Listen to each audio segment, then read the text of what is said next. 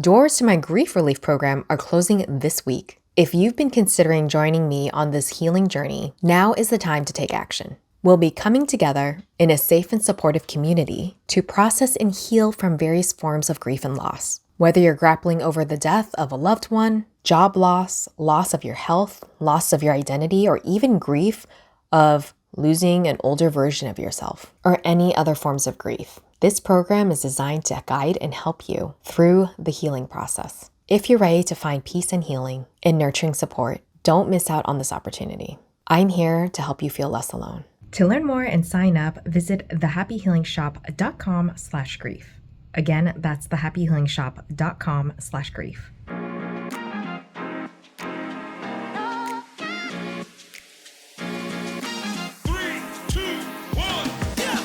After leaving the corporate 9-to-5 grind, I became the boss of my own spiritual business, helping others explore and navigate the human experience from insight, wisdom, and lessons learned along the way.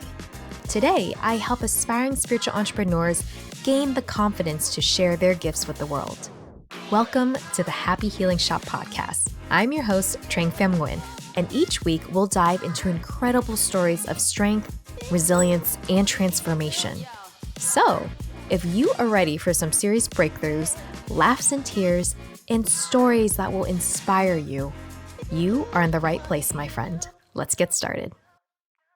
Welcome back to another episode where we talk about grief and loss. Today will be about the loss of growing apart from family or friends and a little bit of losing your identity. This one is a bit painful for me to talk about because it's kind of happening right now. And it's been ongoing for the last couple of years, and it's growing apart from friends. I was talking to a friend a while ago about that feeling of growing apart. Not because things went bad or went down, but mainly because when people have kids, your life changes, and I talk more about the past episode, how I choose not to have kids. And so I know my life is going to look different.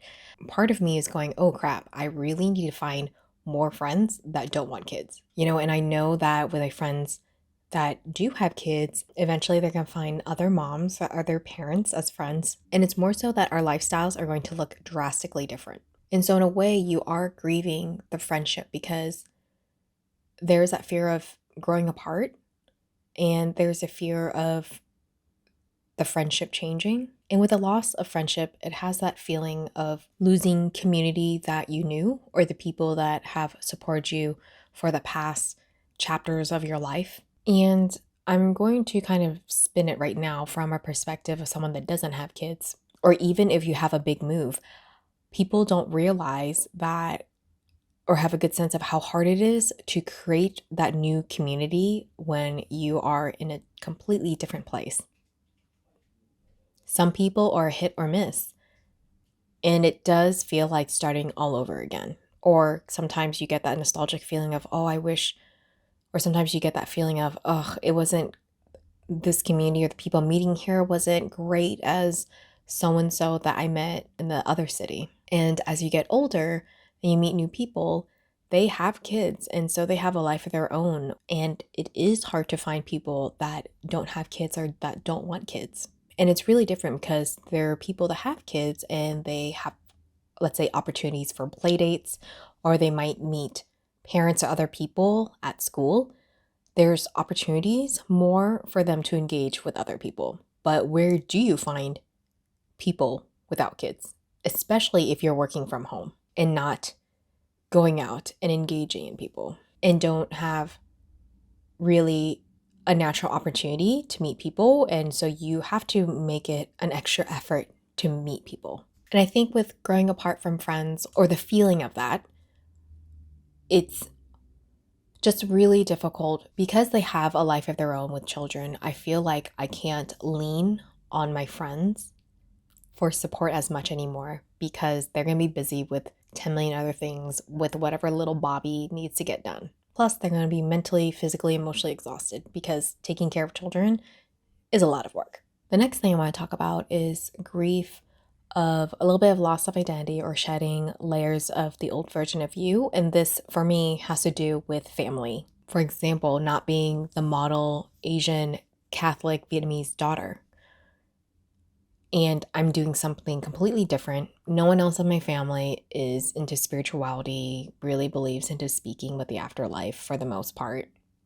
Sees tarot as something probably evil, which I'll get into. And they're not going to be happy about it. And it's shedding all these layers of what I was taught growing up, the behaviors, or really more so expectations, and saying no or figuring out and deciphering which one resonates with me now and what doesn't in order to become who I am in my authentic self. And I know this doesn't apply to just Vietnamese daughters. It applies to many cultures, Asian cultures, Latino cultures, I'm sure other cultures. Let me know if what I'm about to say resonates with you. It's the layers of expectations from society or from the family roles that we are expected to play. And shedding all those layers is going to be a painful process because at the end of the day, I realize I'm not going to really get along with my family. I'm not going to have that family support that I expected from those Hallmark movies as inspiration growing up. And to be honest, most families are dysfunctional, and most families probably could use counseling and therapy. But I feel really out of place with my family because I am the black sheep. My whole belief system has changed drastically within the past 5 years. I don't go to church anymore. I've become more spiritual rather than Catholic. I will say a perk of that is that I sleep in more on Sundays. And when it comes to Asian families, I'm going to tell you a little story about when I went to a dog birthday party. There were two Asian girls inside the kitchen, and we just started striking up a conversation, and somehow we got on the topic of being in our very Asian family. And all of us were talking about how we felt oppressed in our family, being treated vastly different from our male siblings or our male counterparts. And as you know, or may not know from the previous episodes, I am not close to my brother at all. In my family, they enable the behavior from what I've learned from my therapist, and also just it's the patriarchy of treating men higher and more valuable than women. To give you an analogy, imagine your male coworker does less work, but you get piled on with more work. He gets off early, but you have to stay late. He gets paid more and has more praise and promotion in front of everyone. However, this is expected because you are female, and no one admits it though. But at work, at least you know you can switch jobs and peace out.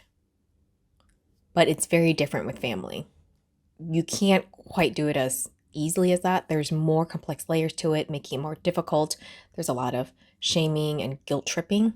Asian families are really good at that. And looking back now, a lot of the Asian daughters I knew from high school, they all wanted to move away from their parents. In the end, many move away and move out for their mental health. But it's also common to get shamed and guilt for it. And for those listening in who have struggled with this with their family or are currently struggling with it, know that you have the power to create a life of your own. You have the power to walk away, even if people make you feel like you don't. It's not going to be easy, but living a life that you wish to live is going to be more fulfilling. Now, earlier when I talked about tarot cards, I had a cousin once, he was joking, but not joking, where he said, "Oh, you're a sinner," or "It's because you use tarot, or tarot is a sin." It was really hard for me to keep my mouth shut. But let me tell you one thing. If you don't believe in things like psychic mediumship, that's talking to people in the afterlife with a psychic, fine. It does sound like a very far-fetched idea. Totally okay. Or if you don't believe that tarot cards can give you messages because you're just whipping out these cards and you're interpreting it, and maybe the reader might be making it up, fine. Totally fine.